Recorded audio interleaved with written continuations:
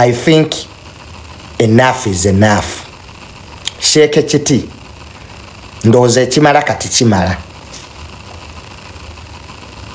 Ekimala Sheikh Kiti kimala. Tukoye ng'Abakatuliki okutuvoleranga eddiini yaffe.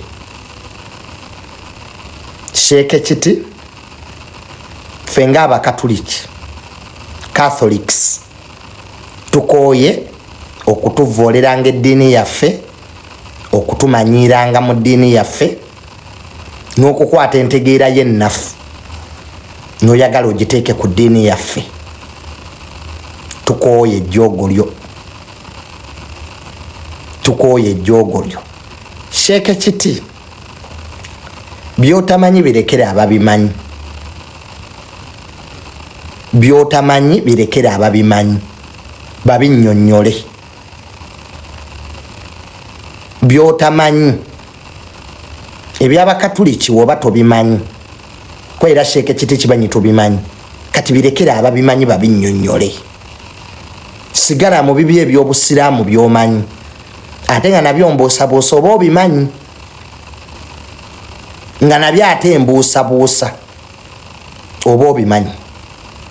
Naye ffe ng'Abakatuliki tetugenda kutunula butunuzi, tukutunuulire nga Sheikh Kiti oli ku ddiini yaffe ogivoola. We are not going to sit and watch. Enough is enough. Ekimala kimala. Mumanyi Abasiraamu abamu mumanyidde nnyo okujooga eddiini yammwe ey'Obuyisiraamu n'okugiyisaamu amaaso. Ne waffe Bakatuliki si bwe kiri. Ntuwa abakulembeze baffe ekitiibwa n'eddiini yaffe tugiwa ekitiibwa. Omuntu atamanyi bya Busiraamu bireke, n'atamanyi bya Bakatuliki bireke, atamanyi bya Baprotestanti bireke. Bw'obanga tumanyi bya ba Orthodox birekere ababimanyi babinnyonnyole. Ne bwe twali tusoma, omusomesa w'okubala yabanga wakubala. Omusomesa asomesa English aba asomesa Luzungu. Asomesa ebyafaayo history aba asomesa history. N'abasomesa abamanyi balina bye batamanyi ne baleka abalala babisomese. Tusasanga musomesa wakubala ng'ate asomesa Luzungu ng'ate yawomu yasomesa history nedda.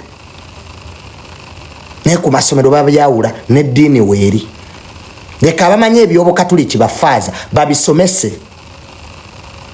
Abamanyi eby'Obusiraamu musomese ebyo. Naye Sheikh Kiti ddamuuko ku magezi. Oli musajja mukulu.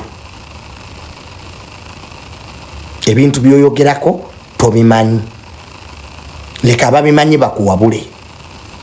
Va ku Bukatuliki buviireko ddala. Eddiini ewangadde emyaka 4,000 4,000 years. Gyoliko gyosinikiramu ebinnyo. Obukatuliki buwangadde emyaka 4,000. Gwe bw'olimu owa jjojjoozi osinika amannyo kubanga osobola okugula ekkanzu n'ogaana n'okusala ebirevu n'ovaayo n'ogaa nti ndi sheekh era nsomesa. Ebyo biri eyo wammwe tobireete eno. Manyi Sheikh Kiti mu Uganda weefudde kati nti gwalina essimu ya Allah, gwalina essimu ya Katonda, si bwe kiri Sheikh. Kale twesonyiwemu. Era siddamu kuwulira Sheikh Kiti ng'oyogera ku ddiini z'abalala. That should be your last time. Belittling, demeaning the Catholic Church. Abakatuliki beviireko ddala. Kale tukuyitangako. Toli faaza, toli bwana mukulu, tosomesa katiisimu. Respect people's religions. Kyekitwe ekyakubalangalalanga mangada kikulinga endebe. Weeseekuulira Sheikh Kiti oyinza obutakisobola.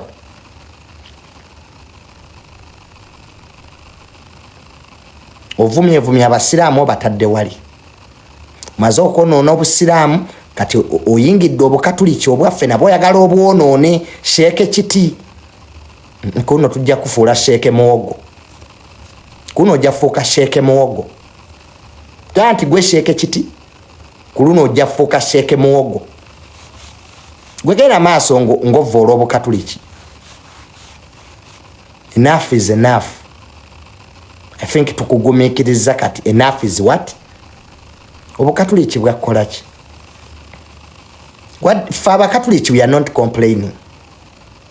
Gwe asomesa obusiramu ate gwa complaining ate kubyaffe.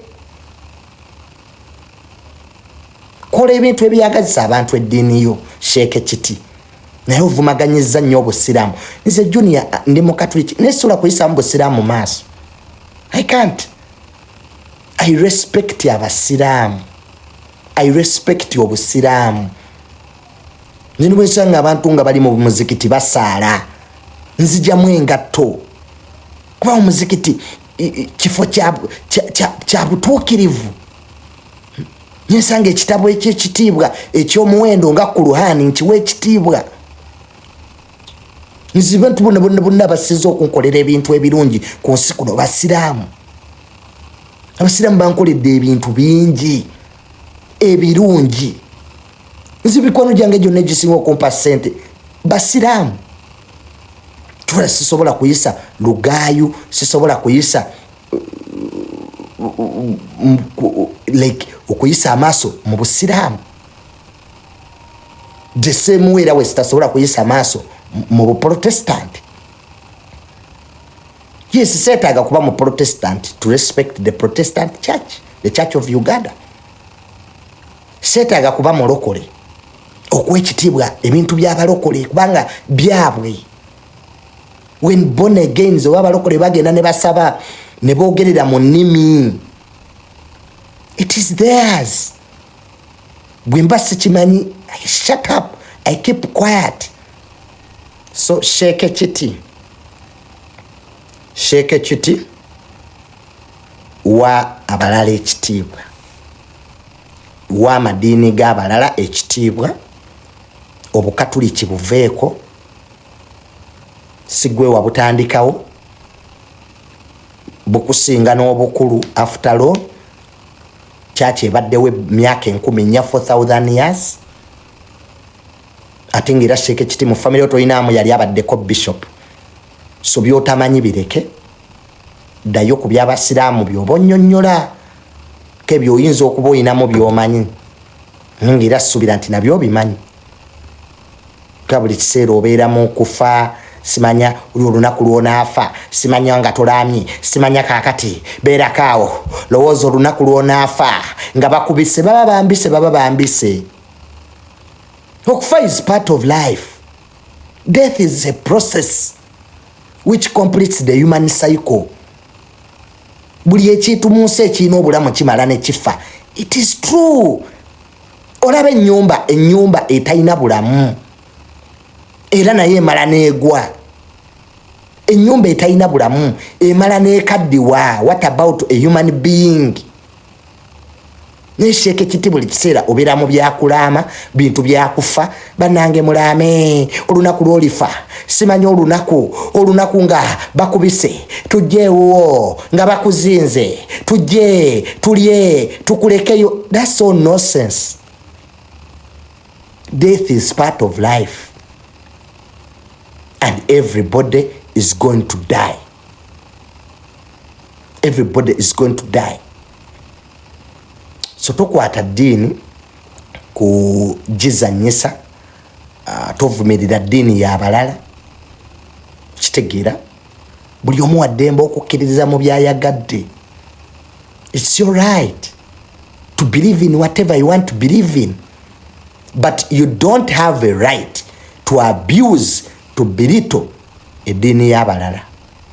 You don't have that right. And Sheikh Kiti, please stop it. Stop it. Enough is enough. If you don't stop, we're gonna make you stop. Okay?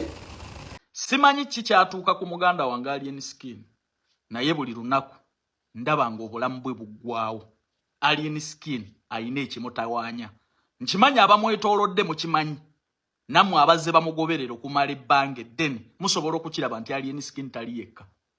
Alien Skin bino byonna byajja akola mu kadde kano okulumba kingdoms ez'enjawulo n'okuvoola amawanga g'abantu amalala. Alien Skin ayina ekimutawaanya ng'omuntu. Omuvubuka ono muli wano muli ku internet naye yandibanga yakyawa obulamu bwe. Mutunuulire byajja akola social media handles ze, music career ye. So Alien Skin tali nomo yeetaaga buyambi. Omuvubuka ono tuyinza okudda wano ne bagamba nti yeetuze. Alien Skin ayina ekimusumbuwa ekyewuunyisa nti nammwe abemwetoolodde musirise.